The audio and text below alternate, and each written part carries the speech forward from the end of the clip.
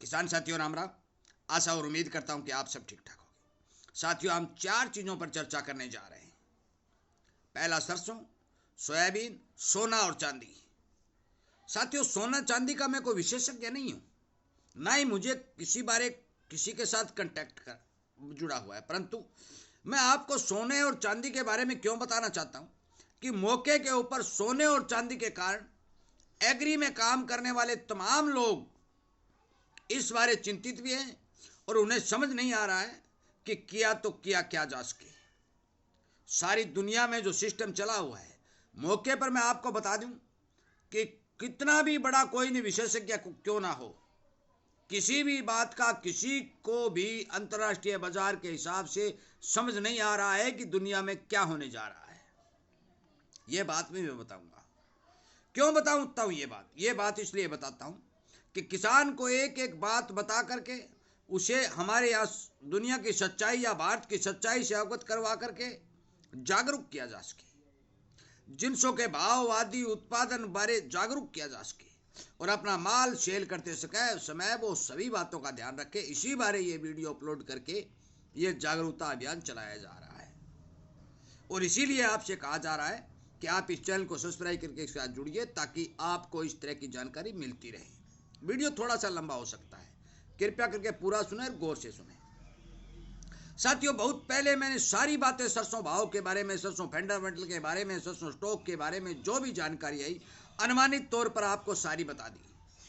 कल जो मैंने आपको ये बताया कि 150 और 200 और 100 रुपए की तेजी सरसों के अंदर दिखाई दी, वो तेजी बरकरार रहते हुए आज 25-30 रुपए की तेजी और बढ़ती हुई सरसों के अंदर दिखाई दी है। सरसों खली की बात करें तो बहुत पहले मैं ये बात कह चुका हूं कि चीन ने सरसों खली एक्सपोर्ट के लिए 6-7 कंपनियों को लाइसेंस दे चुके हैं।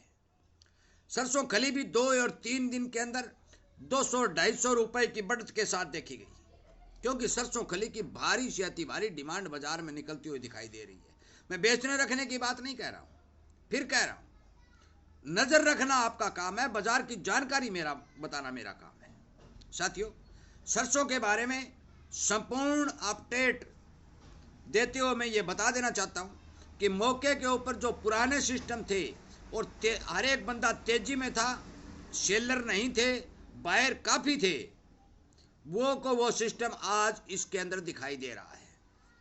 बाकी 2-3 दिन की छुट्टी, दिवाली, रामनवमी, उसके बाद जब बाजार खुलेगा उसके बाद संपूर्ण अपडेट आपको बता दी जाएगी। बात करते हैं सोयाबीन की। साथियों, सोयाबीन ने संपूर्ण रूप से जितने भी किसानों ने सोयाबीन की बिजाई की उनको क्लियरिटी भारी से अति भारी चोट मारी है। परंतु एक बात साथियों नोट कर लें, इस सप्ताह के अंदर सभी तेलों के अंदर 4 और 5 रुपए की तेजी देखी गई है। सोयाबीन में मंदी के दिन अब खत्म होते हुए दिखाई दे रहे हैं, क्योंकि सरकार के पास स्टॉक खत्म होता जा रहा है, फसल बहुत ज्यादा डैमेज है। बहुत बड़े बड़े देशों में सोयाबीन का स्टॉक घटने के समाचार मिल रहे हैं। मेरे पास लेटर भी है, मैं पढ़ के भी सुना देता, परंतु वीडियो बहुत लंबा हो जाता, जिस कारण मैं बता दूं कि काफी देशों के अंदर सोयाबीन का स्टॉक घटने के समाचार मिल रहे हैं और यूएस जैसे देशों के अंदर इथेनॉल यानी कि बायोडीजल में सोयाबीन का प्रयोग ज्यादा से ज्यादा करने का विचार बनाया जा रहा है, जिसके कारण आगे आने वाले समय में कोई भी विशेषज्ञ जानकार मंदी में नहीं है और जो मैंने पहले टारगेट दिए थे हो सकता है कि जल्दी 5500 और 6000 के भाव सोयाबीन छू सकती है। मैं बता देना चाहता हूं कि मैं बेचने रखने की बात नहीं कह रहा, मैं केवल और केवल अनुमानित तौर पर जानकारी दे रहा हूं जो बाजार से निकल के आई है। आपकी बात को, आपकी आवाज को सरकार तक पहुंचाने की कोशिश कर रहा हूं, किसान को जागरूक करके, किसान को, व्यापारी को और देश के उद्योग धंधों को बचाने के लिए अनेक तरह की आवाजें उठा करके इस चैनल के ऊपर वीडियो अपलोड कर रहा हूं। सोयाबीन का मौके के ऊपर फंडामेंटल संपूर्ण रूप से मजबूत दिखाई दे रहा है। सारी की सारी अपडेट, फसल का उत्पादन आदि में वीडियो पिछले जो बनाए हैं उनमें दे चुका हूं। अब बात करते हैं सोना की। साथियों, सोना दिनों दिन हाई पर हाई बनाया जा रहा है। दुनिया के तमाम देशों के बैंक सोना खरीद रहे हैं। इस बात का किसी को पता नहीं है कि क्यों खरीद रहे हैं। और सोना की इतनी भारी भरकम खरीद और इतनी भारी भरकम तेजी के चलते कोई भी देश हो, सारे के सारे एक भरम जाल में फंसे हुए हैं।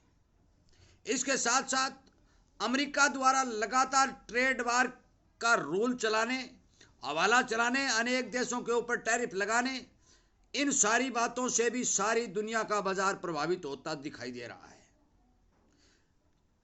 दोनों ही बातें साथियों, एक तो ट्रेड वार वाली और एक सोने के भाव वाली, दोनों ही बातें अनेक देशों के कारोबारियों, स्टॉकिस्टों, उद्योग धंधों, इन दोनों ही के ऊपर संपूर्ण रूप से प्रभाव डाल रही है, जिसमें कोई दो राय नहीं है। और ट्रेड वार और सोने के भाव जो बढ़ रहे हैं, इनके पीछे पीछे जो चांदी के अंदर आग लगी हुई है, मैं बता देना चाहता हूं कि सोने से भी बुरा हाल चांदी का बना हुआ है, क्योंकि चांदी भी दिनों दिन चढ़ती जा रही है। लोग सारे के सारे असमंज में फंसे हुए हैं। बड़े बड़े कारोबारी जो पैसे वाले थे, जो एग्री पर भी काम करते थे और जिनसों में भी काम करते थे, वो सारे के सारे सोने और चांदी के बारे में 24 घंटे विचार करने में लगे हुए हैं। साथियों, दोनों ही कारण, सोना चांदी और अमेरिका का ट्रेड वार, और सारा तीसरा कौन दे रहा है कि हर एक देश की प्रतिस्पर्धा, मतलब है कि हर देश का आपस के अंदर यह सिस्टम बना चुका है कि हम हमारा माल किस देश को ज्यादा से ज्यादा बेचें।